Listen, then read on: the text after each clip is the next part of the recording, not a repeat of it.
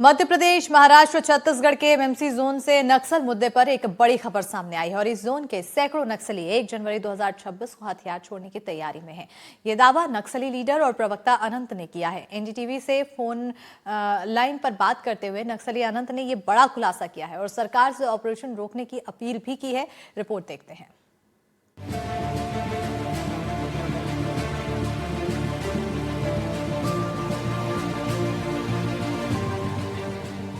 देश के 3 राज्यों मध्य प्रदेश, महाराष्ट्र और छत्तीसगढ़ के टकराव वाले पहाड़ी और घने जंगल, जहां लगातार सुरक्षा बलों की कार्रवाई जारी है और इन्हीं अभियानों के बीच अब नक्सल मोर्चे से एक अप्रत्याशित लेकिन बेहद ही अहम खबर सामने आई है। एमएमसी स्पेशल जोनल कमेटी के सैकड़ों नक्सली हथियार छोड़ने का मन बना चुके हैं।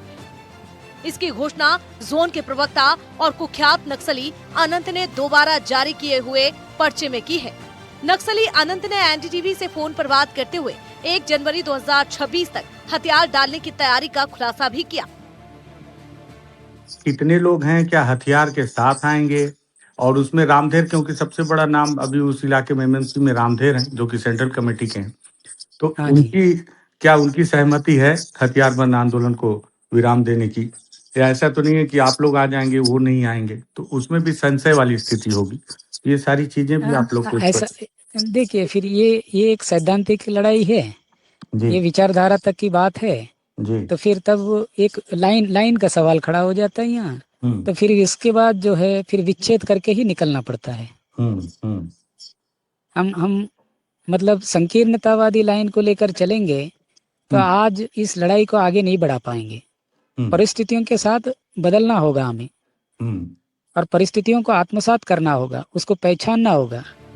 नक्सली अनंत ने सिर्फ घोषणा ही नहीं की बल्कि एक खुली फ्रीक्वेंसी भी जारी की है। पर्चे में साफ लिखा है कि जनवरी तक हर दिन सुबह 11 बजे से 11:15 तक वह अपने साथियों से इसी ओपन चैनल पर बात करेगा और हथियार छोड़ने की रणनीति को अंतिम रूप देगा। यानी पहली बार नक्सल संगठन ने अपने ही कैडर के सामने शेड्यूल कम्युनिकेशन विंडो का ऐलान किया है। एमएमसी के प्रवक्ता आनंद द्वारा जारी किए गए इस पर्चे को लेकर सुरक्षा बल काफ़ी गंभीर हैं, क्योंकि देश में माओवाद संगठन का सबसे महत्वपूर्ण अगर कोई इलाका है तो वो एमएमसी जोन भी कहलाता है, और यही वजह है कि इनके आत्मसमर्पण कर देने से संगठन में एक करारा आघात पड़ेगा। लेकिन अब देखना होगा कि क्या सरकारें और सुरक्षा बल माओवादियों के प्रवक्ता आनंद के द्वारा मांगी गई समय सीमा को स्वीकार करते हैं। नक्सली अनंत ने पर्चे में लिखा है कि छत्तीसगढ़ के गृह मंत्री विजय शर्मा की ओर से आए प्रतिक्रिया का वह सम्मान करते हैं। मंत्री ने 10 से 15 दिनों को पर्याप्त समय बताया था, लेकिन अनंत ने इसे कम समय बताते हुए सरेंडर की ठोस तारीख 1 जनवरी 2026 पर अडिग रहने की बात दोहराई है। पर्चे में ये भी कहा गया है कि छत्तीसगढ़ में सतीश और महाराष्ट्र में सोनू जैसे नक्सलियों ने जिस तरह सरेंडर किया, उसी तरह हम भी तीनों राज्यों के मुख्यमंत्री या फिर गृह मंत्री के सामने हथियार डालेंगे। तो ये जो अभी आपने अब तो आज 27 नवंबर हो गया, 1 जनवरी मतलब लगभग आप लोगों ने 1 महीने का वक्त मांगा है। जी हाँ। तो 1 महीने में सारे लोग आपसे लाइन अप हो जाएंगे तीनों राज्य के? वही तो मुश्किल था, इसलिए हमने विजय शर्मा जी से 15 फरवरी तक का वक्त मांगा था और तीनों मुख्यमंत्रियों से अपील करते हुए, लेकिन फिर विजय शर्मा जी ने 10-15 दिन काफी कहा था। तो ये उनकी दृष्टि से काफी है, लेकिन तमाम साथियों से संपर्क करना, क्या होता है कि हमारी एक पद्धति होती है, तो हमारे पास कम्युनिकेट करने के उन्नत साधन नहीं होते, और आप जानते ही, आप हमारे कई साथियों से मिले हैं। हाँ। तो उन्हें ये तमाम साधनों का उपयोग भी करना नहीं आता। ठीक बात। वे नहीं जानते। तो फिर इस तरह की चीजें जब हो जाती है, मतलब एक पार्टी की प्रक्रिया को वो बहुत अच्छी तरह समझते हैं, जानते हैं। पर्चे में अनंत ने एक और बड़ा ऐलान किया है। इस बार पीएलजीए सप्ताह नहीं मनाया जाएगा। पीएलजीए सप्ताह नक्सलियों का सालाना अभियान होता है, जिसमें हमले बढ़ते हैं।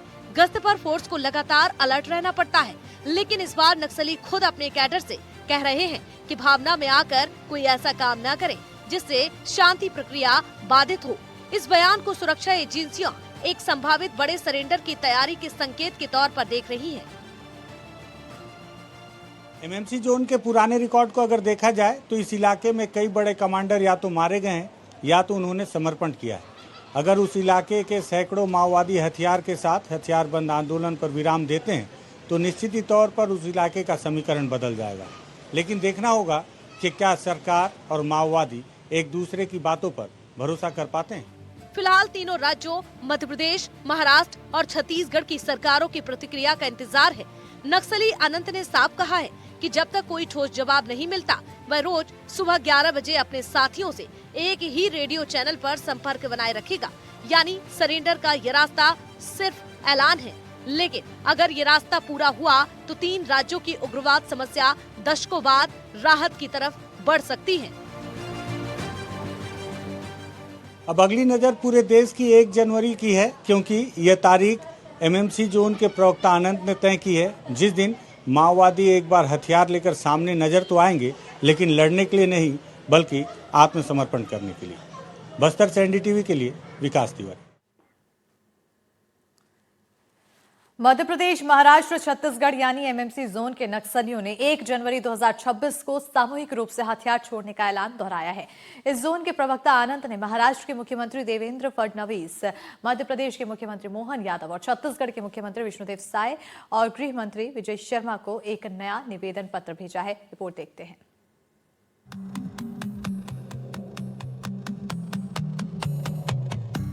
देश के 3 राज्यों में फैले एमएमसी नक्सल जोन से एक और बड़ा संदेश आया है।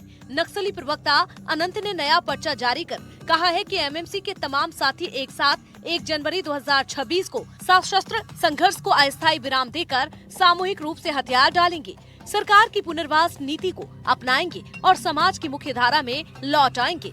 लेकिन इसके साथ ही उन्होंने तीनों राज्यों से एक बड़ी मांग भी दोहराई है। नक्सली प्रवक्ता अनंत ने अपील की है 1 जनवरी तक सुरक्षा बल किसी भी प्रकार का ऑपरेशन, मुठभेड़ या गिरफ्तारी पूरी तरह रोक दे। वहाँ से कोई आश्वासन जवाब नहीं आया, तो आपका ये कहना है कि जो सरकार ज्यादा पहल करेगी आप लोग उस तरफ आके समर्पण करेंगे, है ना? हाँ, ऐसा तो करेंगे ही, लेकिन मतलब हमारे साथी, हमारा एमएमसी जोन है तो वो मध्य प्रदेश में भी सक्रिय है, वो महाराष्ट्र में भी सक्रिय है, वो छत्तीसगढ़ में भी सक्रिय है। ठीक बात। तो जब तक वहाँ के मुख्यमंत्रियों के हमें आश्वासक जवाब नहीं मिलते तब तक हमारे साथियों से संपर्क करना मुश्किल हो जाता है। नक्सली अनंत ने पर्ची में लिखा है कि एमएमसी जोन में फैले अपने साथियों से संपर्क साधने की प्रक्रिया चल रही है। टुकड़ों में नहीं बल्कि एक बड़ी तादाद में एक साथ सरेंडर करेंगे। इसके लिए नक्सली रोज सुबह एक ओपन रेडियो फ्रिक्वेंसी पर संपर्क करने की कोशिश भी कर रहे हैं। नक्सली अनंत का कहना है कि फोर्स ऑपरेशन जारी रखेगी तो ये प्रक्रिया बाधित हो जाएगी।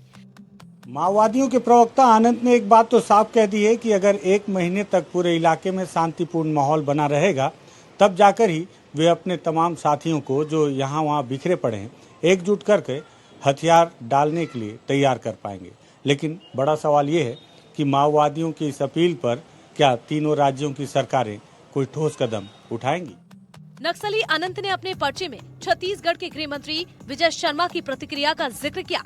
उसने बताया गृह मंत्री ने 10 से 15 दिन का समय पर्याप्त बताया था, लेकिन अनंत का कहना है कि ये समय बहुत कम है। उन्होंने आग्रह किया कि 1 जनवरी 2026 की तारीख पर सरकारों को कोई आपत्ति नहीं होनी चाहिए।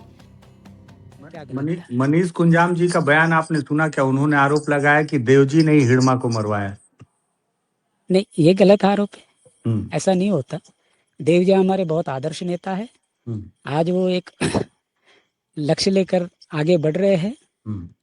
ये अलग बात है कि आगे कौन सी लड़ाई आगे बढ़ पाएगी, कौन सी विचारधारा आगे बढ़ पाएगी, ये तो आने वाला वक्त बताएगा, आने वाला समय बताएगा, निरूपित करेगा। लेकिन कुल मिलाकर वे बहुत आदर्श साथी है और वे इस तरह से विश्वासघात की काम नहीं कर सकते और नहीं करेंगे, और उनके बीच काफी विश्वास रहा है दोनों के बीच में। नक्सली अनंत ने कहा, छत्तीसगढ़ में सतीश दादा और महाराष्ट्र में सोनू दादा जिस तरह मुख्यमंत्री और गृह मंत्रियों के सामने हथियार छोड़कर मुख्य धारा में आए, उसी तरह एमएमसी जोन के नक्सली भी तीनों राज्यों में से जिस राज्य की सरकार सबसे बेहतर सहयोग देगी उसी राज्य के मुख्यमंत्री या गृह मंत्री के सामने सामूहिक रूप से सरेंडर करना चाहते हैं।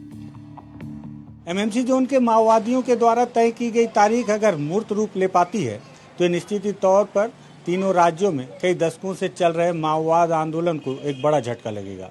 लेकिन इस बात पर पूरी बात निर्भर करती है कि तीनों राज्यों की सरकारें माओवादियों के द्वारा की गई इस अपील पर क्या रुख अपनाती हैं। निश्चित ही तौर पर 1 जनवरी 2026 एक बड़ी उम्मीद और एक बड़ा सवाल बनकर रह गया है। बस्तर से एनडीटीवी के लिए विकास तिवारी।